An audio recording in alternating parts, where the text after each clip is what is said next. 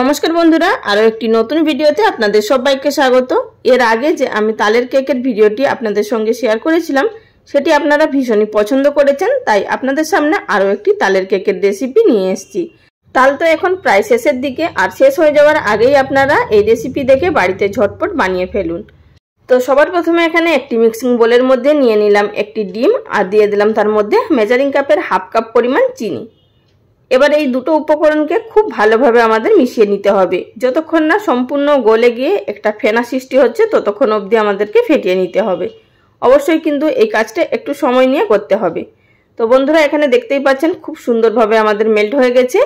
এবার এর মধ্যে দিয়ে দিচ্ছি মেজারিং কাপের 1/4 কাপ পরিমাণ রিফাইন্ড অয়েল। অবশ্যই কিন্তু রিফাইন তেল দেবেন। আর দিচ্ছি এর মধ্যে মেজারিং কাপের 1 কাপ পরিমাণ তালের পাল্প। তালের পাল্পটা কিন্তু আগে থাকতে জাল দিয়ে ফ্রিজে রাখা তালের পাল্প ছিল, তো আমি এটিকে বাইরে বার করে রেখেছিলাম আর সেখান থেকেই 1 কাপ পরিমাণ দিয়েছি। আপনারা ফ্রেশ তালের পাল্পও ব্যবহার করতে পারেন।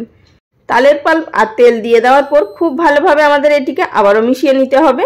অবশ্যই কিন্তু প্রত্যেকটা স্টেপ ফলো করবেন, তাহলেই আপনাদেরও কেকটা কিন্তু একেবারে পারফেক্ট তৈরি হবে। তো বন্ধুরা, আমাদের এখানে মিশিয়ে নেওয়া হয়ে গেছে। এবার আমি এর মধ্যে অ্যাড করে দেব ময়দা।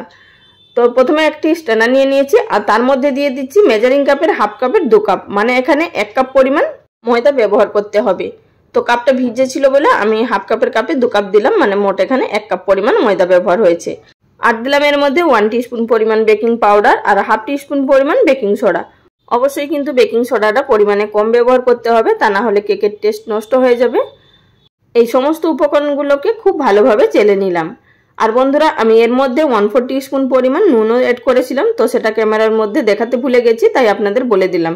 অবশ্যই কিন্তু নুনটা ব্যবহার করবেন, তা না হলে কিন্তু কেকের টেস্ট ভালো লাগবে না। আবারও এই সমস্ত উপকরণগুলোকে খুব ভালোভাবে ফেটিয়ে নিতে হবে।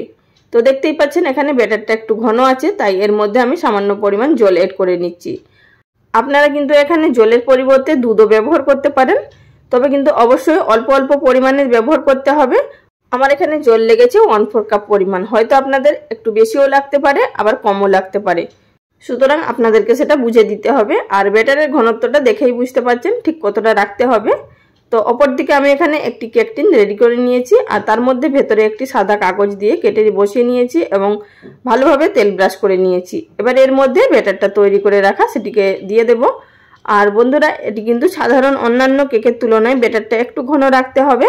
যেহেতু এখানে তালের পাল্পটা একটু চটচটে ভাবা থাকে, তাই কেকটা তৈরি হতে একটু সময় লাগে সাধারণ কেকের তুলনায়, তাই সুতরাং ব্যাটারের ঘনত্বটাও সাধারণ কেকের তুলনায় একটু ঘন রাখতে হবে। কেক টিনের মধ্যে ব্যাটারটা ঢেলে নিয়ে একটু টেপ টেপ করে নিলাম, ভেতরে যদি বাতাস থাকে বেরিয়ে যাবে। আর অপর দিকে গ্যাস ওভেনে একটি কড়াই খুব ভালোভাবে ফ্রি হিট করে নিয়েছিলাম।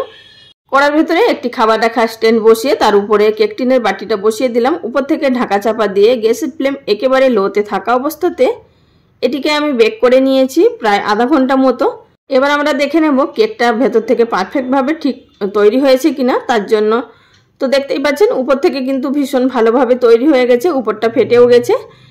এবার একটি টুথপিক দিয়ে ভেতর দিয়ে গেঁথে নিলাম। তো দেখতেই পাচ্ছেন এখানে টুথপিকের গায়ে হালকা লেগে যাচ্ছে, তার মানে কেকটা আমাদের ভেতর থেকে এখনো বেক হয়নি। তো আমি এখানে আরো 10 মিনিট মতো বেক করে নিচ্ছি ঢাকা চাপা দিয়ে। আর আপনারা অবশ্যই কিন্তু 30 মিনিটের পর দেখে নেবেন, যদি না হয়ে থাকে আরো 10 মিনিট মতো বেক করে নেবেন। তো বন্ধুরা, এবার ঢাকাটা তুলে নিচ্ছি। এবার আমরা দেখে নেব কেকটা এখন ঠিকঠাকভাবে তৈরি হয়েছে কিনা। আবারও ভেতর থেকে টুথপিক দিয়ে দেখে নেব। তো এবার বন্ধুরা দেখুন, টুথপিকের গায়ে কিন্তু একটুও ব্যাটার লেগে নেই, এর মানে কেকটা আমাদের একেবারে পারফেক্টভাবে তৈরি হয়েছে। আর এই কেকটি তৈরি হতে টোটাল সময় লেগেছে 45 মিনিট। সাধারণ কেকের তুলনায় এই কেকটি তৈরি হতে প্রায় 10 মিনিট মতো বেশি সময় লাগে। তো কেকটি ঠান্ডা করে নেওয়ার পর এবার কেকটিকে আমরা ডিমোল্ড করে নেব। তার জন্য একটি প্লেটের উপরে চাপা দিয়ে এভাবে উল্টো করে নিলেই কিন্তু খুব সুন্দরভাবে কেকটা প্লেটে চলে আসবে। তো দেখতেই পাচ্ছেন বাটিতেও কিছু লেগে নেই, মানে কেক টিনের মধ্যে। আর নিচে যে কাগজটা দেওয়া হয়েছিল সেটিকেও তুলে ফেলে দিলাম। এবার কেকটি আমাদের কেটে নেওয়ার পালা। তার আগে আপনাদের দেখিয়ে দিচ্ছি, দেখুন কেকটা কত নরম হয়েছে। আশা করি আপনারা দেখে বুঝতে পারছেন, আর কেকের পেছন দিকটা দেখেও বুঝতে পারছেন যে কেকটা ঠিক কতটা পারফেক্টভাবে বেক হয়েছে। এবার বন্ধুরা কেটে নেব। তো আপনারা এখানে কাটা দেখেই বুঝতে পারবেন যে কেকটা ভেতর থেকে কতটা স্পঞ্জি হয়েছে।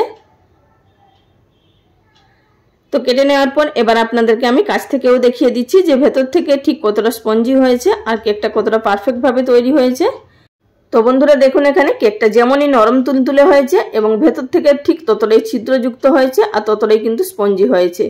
আশা করি আপনারা দেখে বুঝতে পারছেন। বাড়িতে অবশ্যই একবার ট্রাই করুন।